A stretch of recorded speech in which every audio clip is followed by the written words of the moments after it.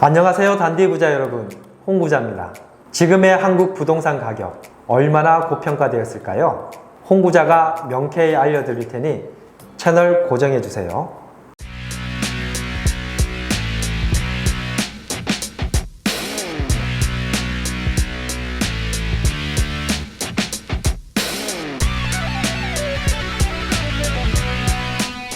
집값이 고평가되었다고 생각되면 주택 구매를 더욱 신중하게 해야겠죠.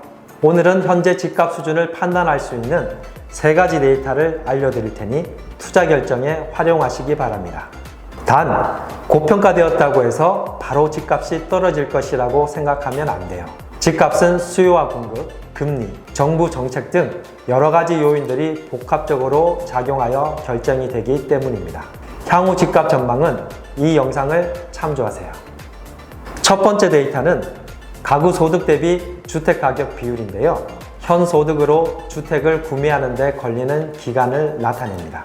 주택 가격을 가구 소득으로 나눈 값인데요. 흔히 PIR이라고 불러요. PIR이 10이란 말은 다른 곳에 돈을 쓰지 않고 10년치 소득을 모두 모아야 주택 한 채를 살 수 있다는 말이에요. 그럼 최근 2년간 서울과 전국의 PIR의 추이를 KB부동산 리브온을 통해 알아보겠습니다. 위 주황색 선은 서울을, 아래 파란색 선은 전국의 PIR을 나타냅니다.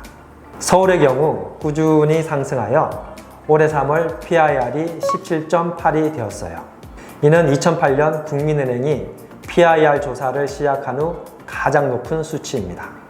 다른 곳에 한 푼도 쓰지 않고 돈을 모아도 17.8년이 걸린다는 이야기입니다.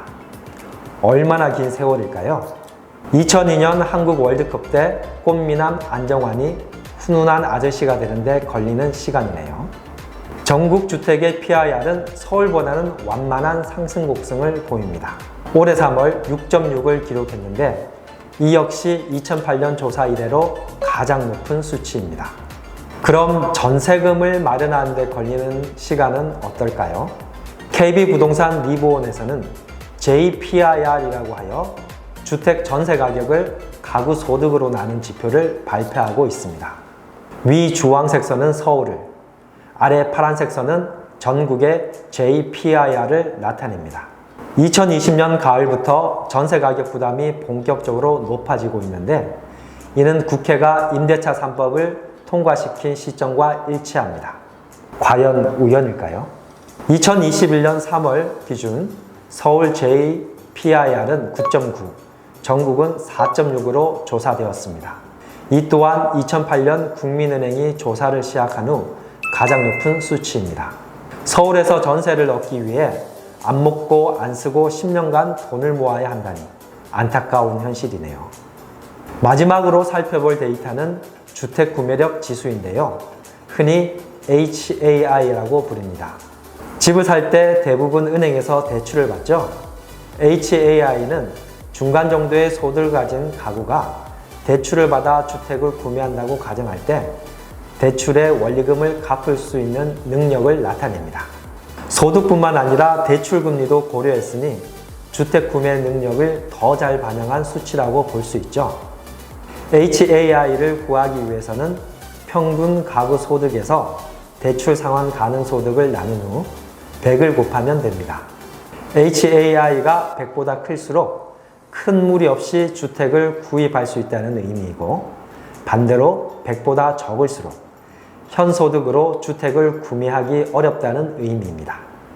그럼 KB부동산 리브온에서 제공하는 HAI 지수를 사용하여 서울, 경기, 6개 광역시, 기타 지방을 비교해보죠. 예상했던 것처럼 서울은 HAI가 가장 낮습니다. 2021년 3월 서울의 HAI는 48.1을 기록했는데 소득만으로는 주택을 구매하기가 매우 어려운 것을 확인할 수 있습니다. 여기서 눈에 띄는 지역은 경기도인데 HAI가 2019년 8월부터 빠른 속도로 하락하여 2021년에 들어와서는 급기야 100 이하로 떨어졌습니다. 이제 경기도에 있는 집을 사기도 만만치 않게 된 것이죠.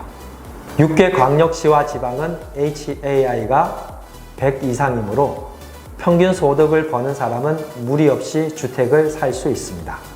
하지만 주택 가격 상승으로 인한 주택 구매력이 전국적으로 하락하고 있다는 것도 눈여겨보아야 할 현상입니다.